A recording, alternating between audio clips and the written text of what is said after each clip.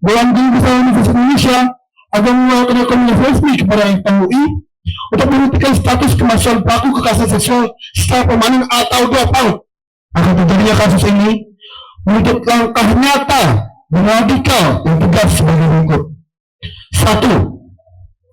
Gerakan intervensi letakkan pusat melalui Kemendikti sebagai pemegang otoritas tertinggi pendidikan di Indonesia.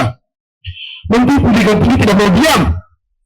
Kami meminta Kementerian turun tangan sehingga kasus ini tidak diputuskan oleh birokrasi kampus. Pastikan audit investigasi. Kami menuntut Mendikti memiliki tim khusus untuk menyelesaikan kerja Satgas PPKUI.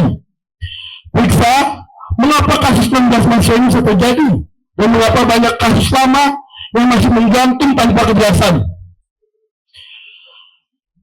Kasus ini ada peringatan keras bagi UI. Kementerian harus mengevaluasi status UI sebagai institusi pendidikan. Jika terus membiarkan predator seksual bebas bekerja di kampus tanpa hukuman. Pastikan hapus intervensi orang dalam. Pastikan proses hukum bersih dari campur tangan pihak manapun.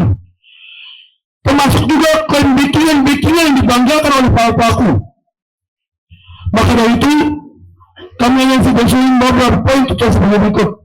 1. Mendesak Dewan Guru Besar Universitas Indonesia agar segera menggelar sidang etik untuk mengadili 16 pelaku kekerasan seksual secara transparan dan akuntabel.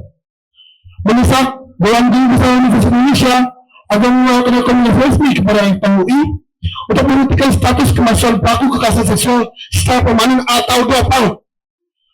Menuntut Rektor UI agar segera mengeluarkan SK pemberhentian terhadap 16 pelaku kekerasan seksual sebagai pembantu dan peraturan rektor nomor 5 tahun 2024. 4. Mendesak Rektor UI agar segera mengusut tuntas seluruh kasus kekerasan seksual di Universitas Indonesia yang hingga kini pelakunya masih menghirup udara bebas di kampus kita, meskipun terbukti pernah melakukan pelecehan maupun kekerasan seksual lainnya.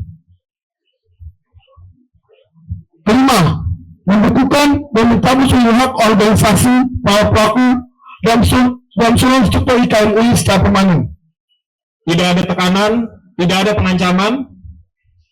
Hal tersebut merupakan hasil dari upaya mereka selama lebih dari 1 tahun memperjuangkan kasus ini.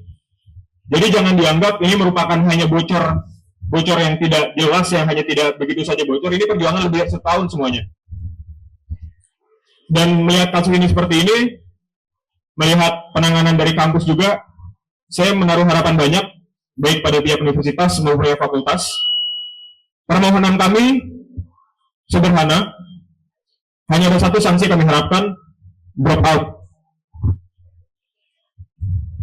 Drop out merupakan sanksi yang diberikan ketika seorang mahasiswa dianggap sudah tidak lagi layak berkuliah di situ. Alasannya banyak, dia tidak bisa memberikan rasa aman, dia berbahaya bagi mahasiswa yang lainnya, dapat mencederai nilai universitas. Saya rasa semua unsur tersebut sudah terpenuhi.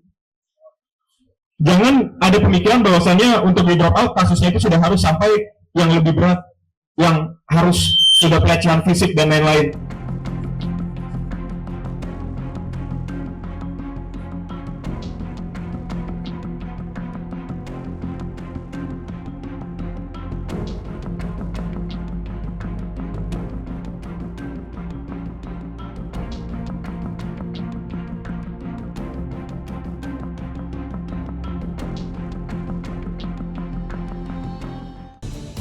Menemani pagi Anda dengan informasi terbaru.